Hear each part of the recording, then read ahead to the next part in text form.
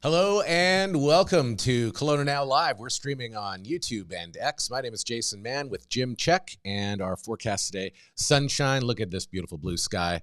A high of 4 degrees, full 5-day weather forecast coming up in just a couple of moments. First off, our news headlines for today.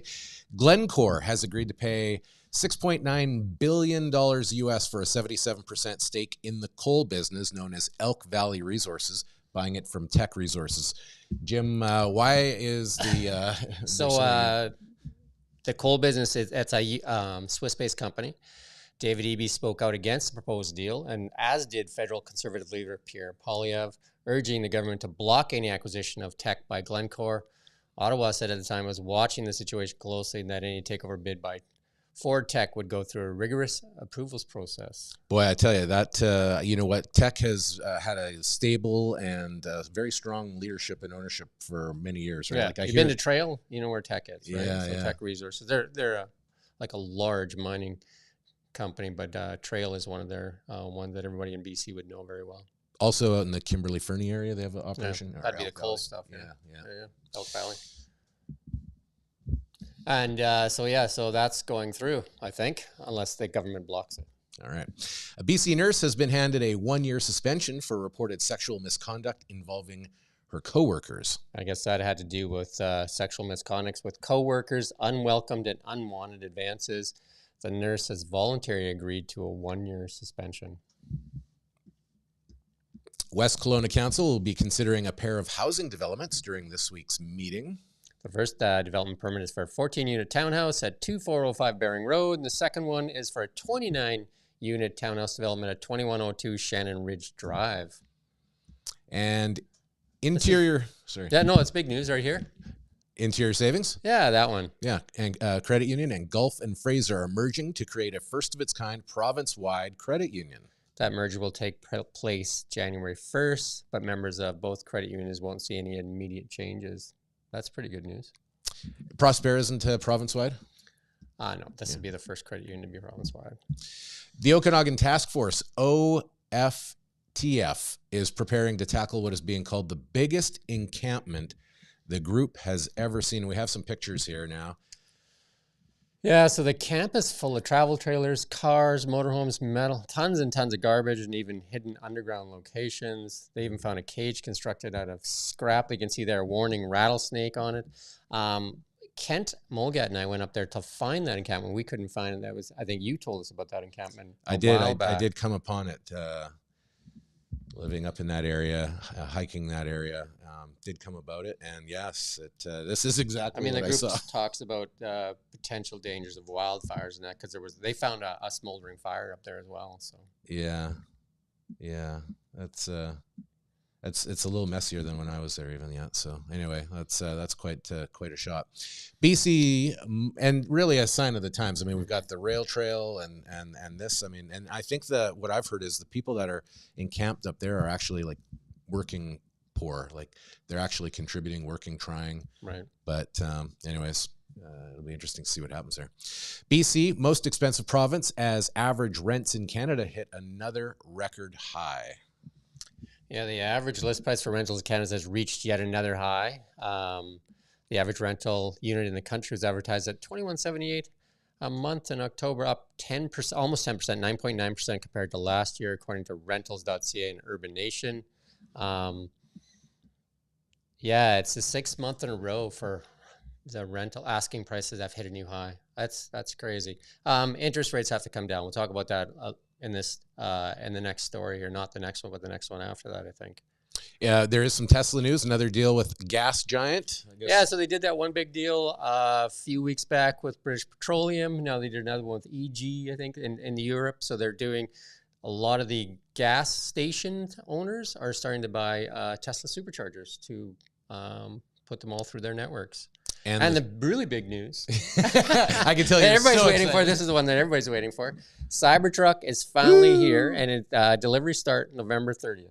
Yeah. Tesla did set up a thing, so if you are one of the lucky ones to get a Cybertruck, you have to agree to not sell it for the first year. Oh, you wow. cannot sell it. I think they have a $50,000 US fine or whatever they're saying. Because I imagine, because there's supposedly 2 million orders, backlogs. So if you're one of the first people to get it, like, 30 or some people 30,000 or 50,000, they say in the first couple months or maybe even a year, you might get triple the price of it. Mm-hmm. So they're trying to like curb any of that resale market. So, and then I was listening to Bloomberg this morning. They were saying that, that this is unusual, but lots of auto manufacturers do that. And a lot of dealers actually mark up vehicles when they're rare. Like I was looking at a C8 Corvette a while back, and they had like huge markups on those cars. So Tesla's trying to do this to curb any of that. So yeah, Cybertruck's finally here. You got an order in? I don't, but I am mildly interested. It's a unique looking vehicle, and it's getting lots of press. I think Elon Musk shot a Tommy gun into the side of it. Joe Rogan tried to shoot an arrow through it, and it's bulletproof and arrow proof right now. And I just want to be able to like haul a few things around town, but it's kind of a weird shape though, right? Yeah, I'm not sure how it'll work for that. Inflation tamer in the U.S. as gold jumps. What's going on there? Yeah, so inflation has come down. I think it was 3.2 in the U.S. this morning. So a little bit tamer. And on that news, gold has jumped this morning. UBS, one of the big banks, has said that rising unemployment and disinflation will lead to the Fed, the U.S. Fed, cutting benchmark rates. Ending the year between 2.5 and 2.75 next year. Goldman Sachs also says it's going to cut, and so does Morgan Stanley. So now rate cuts are on the table, and what they do in the U.S. typically happens here in Canada. So I think we've probably seen the worst of the high interest rates. I think we're going to start to see it. We're at the peak, I believe, and then I think we're going to start to come down on the other side, right? Wow. And those high rates are hurting mortgage prices that are renewing right now. A lot of people are really like scared, and also it affects rents, right? Yeah, because totally. if people can't pay their mortgages, obviously going to raise rents, right? Yeah. So that's some good news there, that with inflation cooling a bit, and maybe gives the Bank of Canada and the U.S. Fed some room to bring rates down.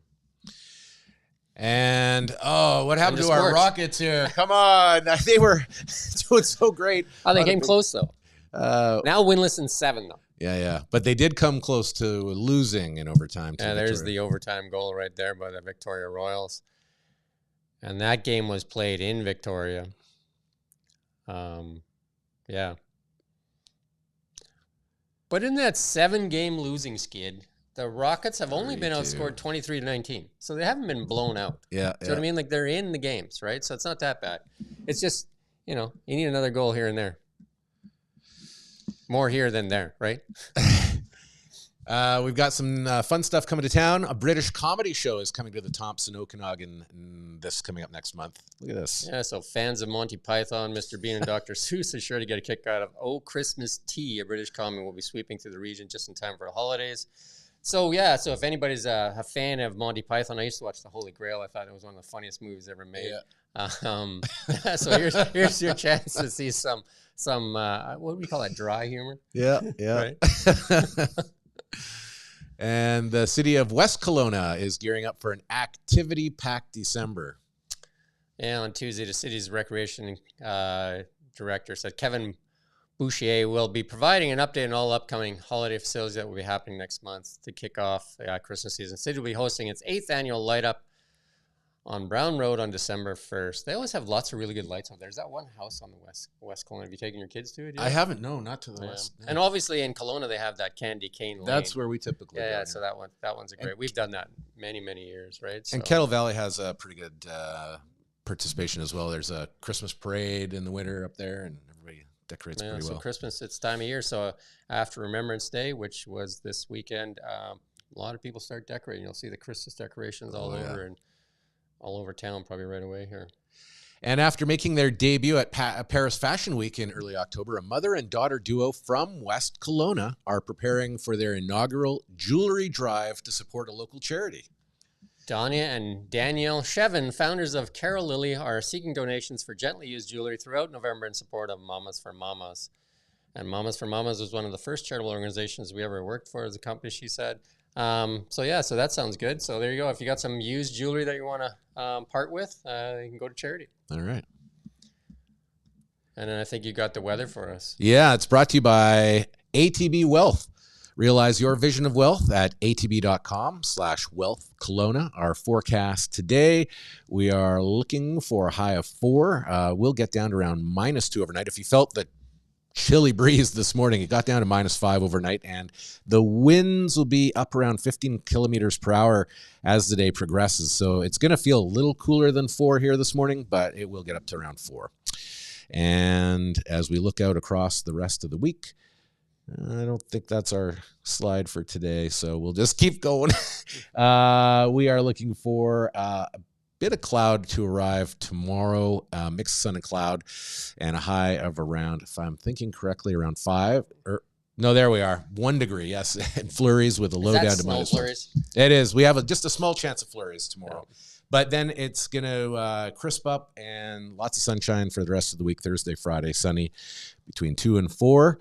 And down to around freezing or -3 overnight, really all the next few days here. And then things will get a little cloudier and, as you can see, a touch warmer on Saturday as well. But that'll be the beginning of some showers on Saturday night and Sunday as well.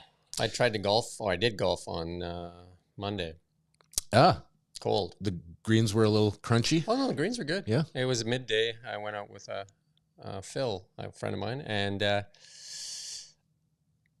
lots of leaves. But and I think Orchard Greens is probably the only course that's open. I think they're open till the end of the week. They'll be open to Sunday. So if anybody wants to get in that last round of the season, Orchard Greens is a 9-hole course out there by McCullough and out there by the Harvest. You can still get a round in. They're open till this coming Sunday, unless it snows, of course. The flurries come through. But it is cold and there's lots of leaves out there. So if you don't hit the ball in the fairway, you're going to have a tough time finding it. All right. And that wraps our show for this morning. If you'd like to support local journalism and stay in touch with what's happening in our city, we invite you to follow us on Twitter, X, and somewhere else. I guess Twitter and X are the same. That's Twitter and X are the same. Twitter and YouTube. And our website. You can subscribe to our daily newsletter. It's absolutely free. Gets delivered to your inbox by 7 a.m. And if you want more detail on all these stories, if you go to KelownaNow.com, you can find more detail on all these stories. We're just kind of giving you like a brief look at them. So yeah, we're back at 4:00 with the evening news and 2:00 with a live stream as well. So we'll see a little bit later on. What's in the 2:00 live stream? It's a surprise. Is it? Yeah. Are we surprising them and me? Or yes, exactly. All right, there you go. All right. We'll see 2 in it.